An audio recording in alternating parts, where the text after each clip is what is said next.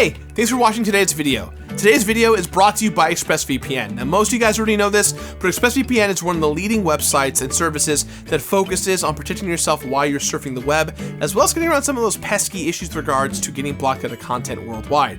We all know that using Netflix and Hulu and Amazon Prime Now Video and Disney Plus don't all have the same region allowances for the type of content that you ingest. However, using ExpressVPN, you can change your region to match a different country, and in that way, that gives you more access to different shows. Right now, I've been using ExpressVPN to watch shows like Rick and Morty, films like Anchorman, Brooklyn Nine-Nine. Those are all usually based, right now, licensed-wise in the UK, but if you use ExpressVPN, you can watch it right now. So if you want to support the channel and everything we do here, head over to expressvpn.com/complete or click the link in the box down below to find out how you can get your first 3 months for free. Again, that's expressvpn.com/complete. Thanks for watching, and back to the show. So for a while, there was nothing cooler than real-time strategy games. I loved gathering resources to build a base and pump out units, all while feeling like a brilliant strategic mastermind. And for a while, the genre was extremely popular, thanks in large part to the Command & Conquer series, a name that is basically synonymous with RTS's roots, just like their Red Alert sub-franchise is basically synonymous with my childhood. So when I heard that EA was putting out a Command & Conquer Remastered collection, I knew I was going to play it, not just because I'm powerless to my own nostalgia, but because RTSs are still awesome, even if they're not exactly as popular as they once were. Good evening, Commander, and welcome back to another brand new episode of The Completionist, where we don't just beat the games, we complete them. This week, we are completing Command & Conquer Remastered Collection. The great thing about this remaster is that it's bringing back one of the classic RTSs that the world may or may not have forgotten about. Games like Command & Conquer, Red Alert, the Aftermath expansions, the exclusive missions that were just for the console versions are all remastered and brought to you here on Steam. And I need your help today if we are going to win this war with the YouTube algorithm. That's right, folks. Don't get it twisted. We have a war that wages every week here on this channel, and that war is with YouTube. In fact, most channels on YouTube out there are fighting this war. But I need your help. You, Commander, and your completionist army will help me take down the algorithms. And this is how we do it. It's very simple. 1, this video is not going to be engaged by a lot of people. I need your help to increase visibility. How do we do that? Simple. Like the video. The second thing I need you to do, comment. Leave a comment down below. Do you like this video? Do you hate this video? Do you think I'm fat or old? Whatever you decide, leave those comments down below because it promotes this video if your engagement is true. 3, watch this video to the very, very end, including the end card.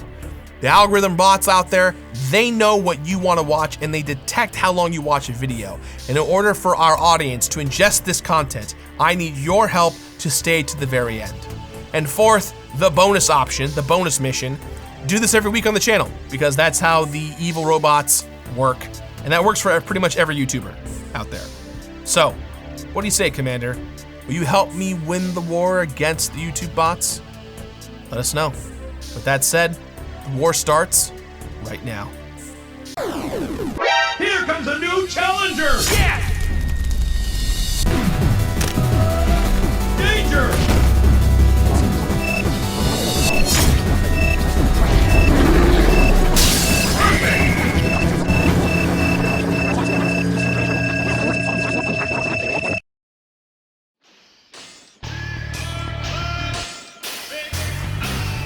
Alright, so when some people think of real-time strategy games, their mind goes immediately to Warcraft or Starcraft, or maybe even some type of third craft. But when I hear RTS, my brain goes straight to Command & Conquer. And yeah, the first Warcraft game did come out a year before Command & Conquer, so Westwood Studios may not have necessarily invented the genre, but they kind of solidified it and set the course for a decade of top-down strategy games. All in all, the road that leads to this remaster is pretty freaking wild. After putting out Command & Conquer in 1995, Westwood Studios followed it up with a spin-off-y prequel type thing with Red Alert, only a year later. The first first game, also known as Tiberian Dawn, is set in a dystopian alternate future where a coalition of nations known as the GDI are fighting a creepy militarized cult of weirdos called the Brotherhood of Nod over an alien resource called Tiberium. Red Alert, on the other hand, ostensibly takes place earlier in that same timeline, during an alternate World War II against the Soviets, because Einstein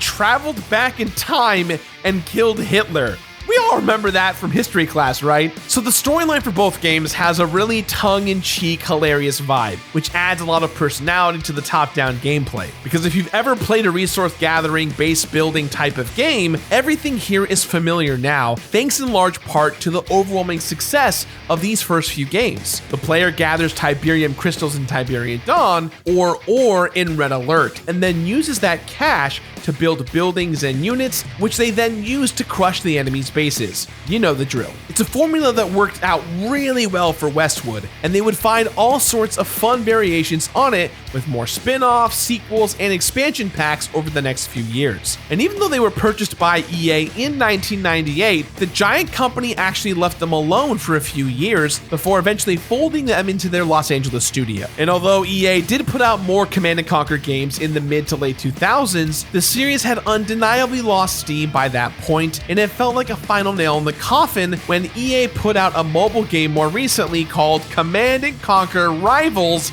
in 2018. What was pitched as a rebirth did not come off at all like that. It had microtransactions and was just very much a mobile game instead of anything that really resembled Command & Conquer. But fortunately, instead of killing the franchise dead, EA got in touch with Petroglyph Games, which was founded by the folks who had previously worked for Westwood. And once they decided they were doing a remaster, they involved all sorts of folks from the online Command & Conquer community, from modders to competitive players. And honestly, it makes a lot of sense. The community that sprung up around this game back in the day was super dedicated, and some people were basically modding and patching the game on the fly to make it more easily playable. And that small, dedicated group of fans never really went away, even as Westwood dissolved and the popularity of the series faded a bit. It's one of the many reasons that it's a miracle that this remaster even exists. It was a lovely act of collaboration that was basically willed into existence by a whole bunch of groups of people, when it probably would have been easier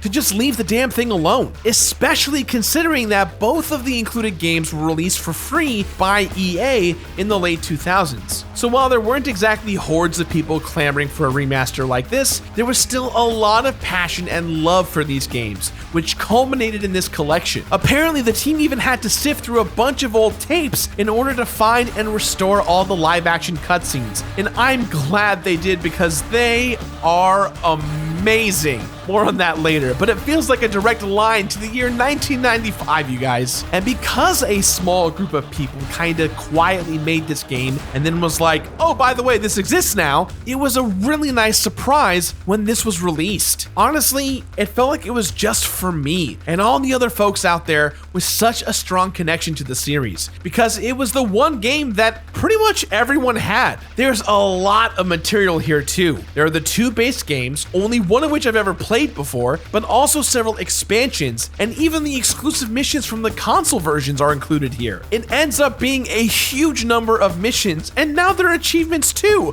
which is a nice bonus. So this collection should be pretty straightforward to complete, but that's not the same as easy, because if you've ever played these games, you know that sometimes you get stuck in a drawn-out battle between dwindling bases, or there turns out to be one random infantry guy hiding in the corner of the map, so there's really no way of telling how long this will take, especially considering that I've only ever played one of these games, the original Red Alert. So I'm getting a new experience and an old experience for the price of one. What a freaking deal! 2020 is garbage, but this game's existence makes it just the slightest bit more tolerable. I'm just gonna pretend that it's 1996 again and that everything is fine.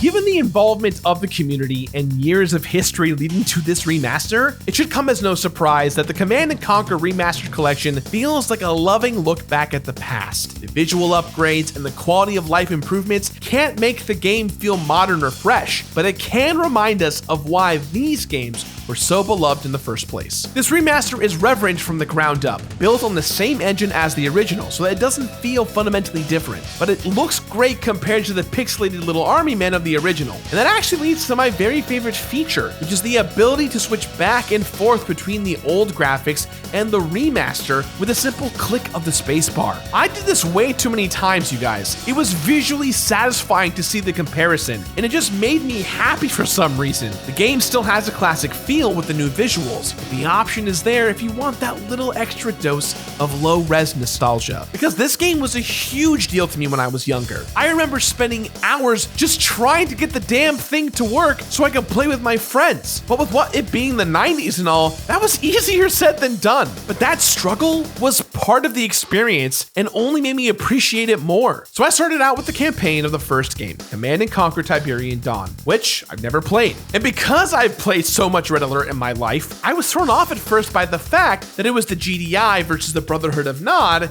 instead of Allies versus Soviets. Mostly because of the fact that the units and the buildings are mixed match between the Allies versus the Soviets and the Brotherhood of Nod versus the GDI. So I started out as the Brotherhood of Nod because I liked the name and was immediately delighted by the goofiness of the cutscenes and the potent 90s vibe they still projected. They've been cleaned up a bit for sure, but the visuals here still harken back to a very specific era. Plus, most of these characters are played by Westwood employees, and it's just got such a dorky, earnest feel to it all. And honestly, I still hugely prefer Red Alert to Command & Conquer, but it was kinda cool to go backwards and play the first game before transitioning into Red Alert, so I could see the ways the series changed from one game to the next, and the ideas that got either expanded upon or left behind. Each of the campaigns in the first game has 13 missions, with 14 for each side in Red Alert, which doesn't sound like a lot, but this game branches after each mission with several options, so it's actually a lot more. Thankfully, the game streamlines it with a handy mission select screen that made completion very straightforward. And that's two pretty lengthy campaigns before I even got to touch the console missions and the expansions. Plus, I had to play both of them on hard for the sake of achievements, and some of the missions required even more patience than I was expecting. Red Alert was exactly as delightful and hilarious as I remember it being, although it's possible I was just grateful to see snow levels or forest levels or any other color than brown, because it finally felt like the vibe of the game itself was starting to match the playfulness of the cutscenes. And I was happy to see the Allies and Soviets and all the weird units and buildings I remembered. This game made me feel like I was 12 again, but without all the technical challenges of it being in the mid-90s. All the nostalgia without any of the frustration of just wanting to play a game but not being able to make it happen. Although, I like that this remaster understands that sometimes that frustration was part of the experience. And while I am happy that I can just load up Red Alert now without having to troubleshoot it for 2 freaking hours, it's weirdly fun to be reminded of the lengths that I would go to play this game. There honestly aren't any crazy completion requirements here other than playing through a truly ridiculous number of missions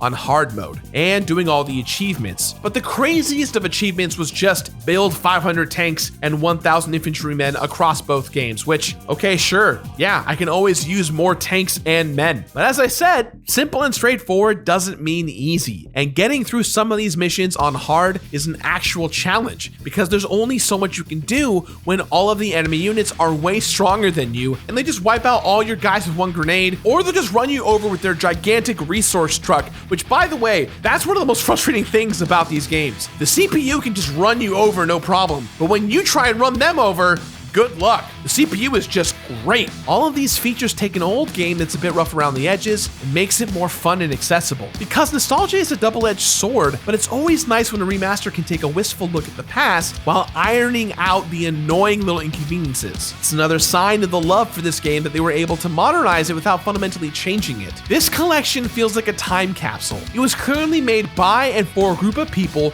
with a real fondness for this series, who wanted to celebrate the origins of the RTS genre in a way that's presentable and convenient for a modern audience. As far as remasters go, it feels lovingly polished, from the visuals to the music to the inclusion of expansion packs and a whole assload of extra missions. It's like someone found a dope rock, brought it inside, cleaned it up, and put it on a shelf. That rock was already awesome, but now it's shiny and clean and on display for a whole new group of people.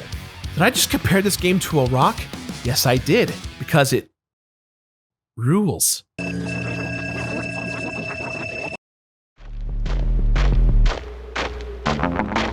Something I enjoy about this remaster is that it makes a ton of stuff available to you from the very beginning. You have to unlock the main campaign missions as you play, but you can just go into the mission select and pick a mission from one of the console missions, or one from the expansions, or the branching campaign missions that you skipped on your current playthrough. It doesn't matter if you go in order, it's all just there for you when you feel like playing it. Even the 2 secret missions are unlocked by clicking the right part of the intro screen rather than having to earn them. They're still delightful though. The one from the first game has you fight velociraptors, and the Red Alert one pits you against giant ants. It's great. Now, the only thing I really had to worry about unlocking was the galleries, where I earned music, art, and bonus material as I played the campaigns, but there was nothing I really had to go out of my way to grab. It all just kind of unlocked as I played, but there is an achievement for finishing out those galleries, and there's another one for making a playlist on the jukebox in both games. And the music selection here is pretty great. There are the old tracks, remastered tracks, and even some new ones recorded by a fan band called the Tiberian Sons, which is just beautiful. But really, all of the completion stuff in this game just comes down to beating every one of the missions, which is more than enough when there are around 100 of them, and each one of them takes somewhere between 15 minutes to an hour. Each of these games took a very long time, but it's kind of just the nature of this sort of game. It's not as much hard work or intensive feats of skill